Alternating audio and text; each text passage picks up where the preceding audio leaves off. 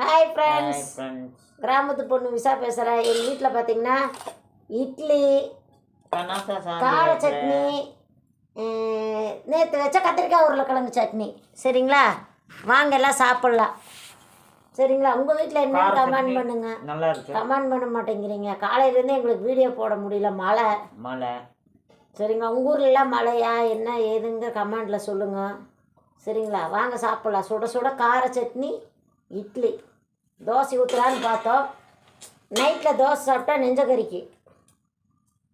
அதனால் நைட் இட்லி வேண்டாங்க, தோசை சாப்பிடக்கூடாது, இட்லி தான் சாப்பிடணும். எங்கள் அம்மாவோட அப்படி தான் சொல்லிக்கிறேன். அம்மா டாக்டர் இட்லி தான் சாப்பிட சொல்கிறாருன்னு எங்கள் அம்மா